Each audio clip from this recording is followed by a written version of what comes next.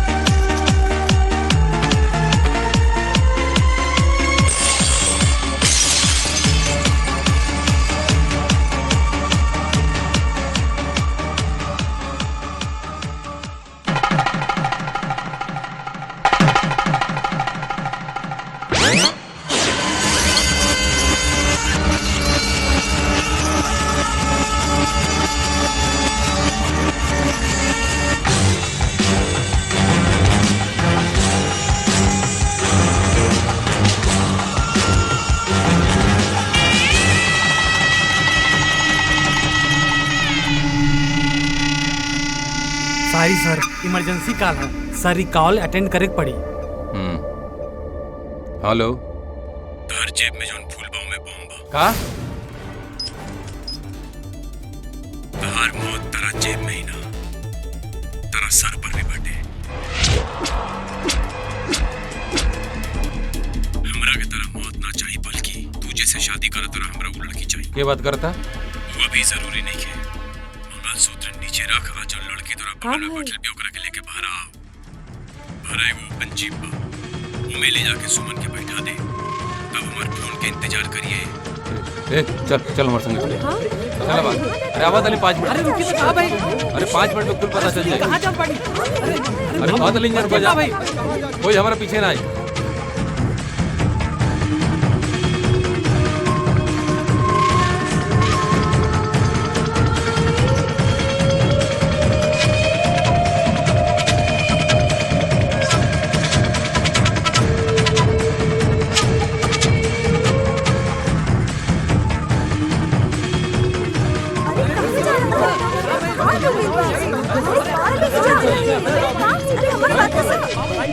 Stop, क्यों हमारे पास ना आई? कॉली ना इंजन राजा क्यों ना पास आई? रुको जा, रुको। नो नो, पीछे हटा जा, पीछे हटा जा। वेट। हेलो, एरिक, हाँ बोला। जौना गाड़ी में लड़की बैठल बिया ओमे भी हम बम लगावले बानी। हैं? बम के रिमोट कंट्रोल हमरा हाथ में बाटे। हम जो टाइम तो के बताओ तनी सर का भइल हमके बताई ना सर, एक बार लेके बताई ना का भइल बा सर का भइल बताई ना सर। वो इडियट लड़का के जीप में बिठाओ दे। क्या करा के? तोरा सामने जो लड़का खड़ा बा ओके जीप में बम बा, ई बात ओकरा के मत बताई है। लेकिन का है? साला स्मार्ट मत बन, ओकरा के ड्राइव करे के बोल, हम ओकरा के इंस्ट्रक्शन देम, फिर हम तोके कॉल करे में अपना डिमांड के बारे में बताएं। और तब तक तो ई जगह छोड़ के तू कहीं ना ए जाए। तू चल जीप में बैठ, चल बैठ बैठ। सर का भाई सर? ए चाबी दा, चाबी दा। सर बात का बा सर, बोली था वो फोन करी तब तक गाड़ी चलावत रही है। लेकिन आई सर- मूव, समझ गेले तू? कम ऑन, चल चल निकला निकला निकला जो।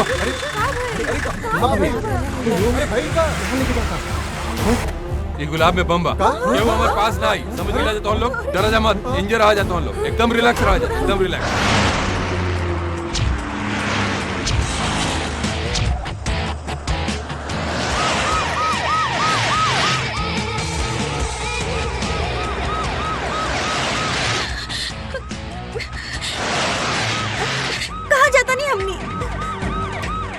जहाँ सामूहिक विवाह होला वहाँ पर सिंदूर, साड़ी, मंगलसूत्र सब कुछ मिलेला। What?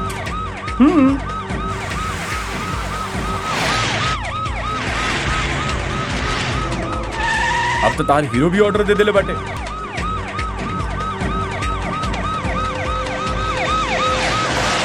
हमरा के पता ना ये सब का चला था। प्लीज गाड़ी रोका। उफ, ई कहती है गाड़ी रोका, ऊ कहता कि गाड़ी रोक पे मत करिए। केकर सुनी हम समझ में नहीं आवत। लो फोन भी आ गई। हेलो सर, कहाँ बाड़स तू? ड्राइविंग सीट पे बैठले बानी सर। गधा, हम तोरा से जगह पूछा तली। पता ना सर, आगे पीछे पुलिस वाला बड़ा सन, कहाँ जाता नहीं कुछ समझ में नहीं आवत। ऊपर से ही गाड़ी रोके के कहतिया। ना ना, कोनो भी कारण से तू ये गाड़ी ना रोकबे। Just keep moving. सर इनकरा के समझाई। हाइला hello hello Suman. Dushyant please ओकरा के गाड़ी रोके खातिर बोली। का होता हमरा कुछ समझ में नहीं के आवत। सुमन डोंट वरी, तेरा का कोनो बात नहीं किया। I don't want to listen to anything please. हमार बात समझ, जीप में बम बा, अगर रुकी तो ब्लास्ट हो जाई। बम? गाड़ी रोका तो ब्लास्ट हो जाई। बाप रे बाप। ए, हम तारा के प्यार करे नहीं कहीं तो दुश्मन के तो नहीं बता देले। सर शादी के मंडप से निकलना के बाद लोग लड़की के कपड़ा गहना देवेले सन सर, वो तो बम लगा के भेजले बनिया है। बम काहे लगैनी है सर? ये अन्याय है सर, अधर्म है। ए हम जवन बोलत तली वो सुन। सर हम आपके बात बिल्कुल ना सुनेम सर, हम जीप छोड़ के जीप से कूदे वाला बानी सर, आप हमके बलि के बकरा बनेले बानी। नो नो प्लीज लिसन टू मी, हम जब तक कहब गाड़ी चलावत रहिए। सर अगर हम गाड़ी ना रोकेम तो पुलिस वाला के बैरिकेड उड़ जाई सर। डोंट वरी, हम कुल क्लियर कर तली, तब तक तू गाड़ी चलवात रह। हेलो जायदा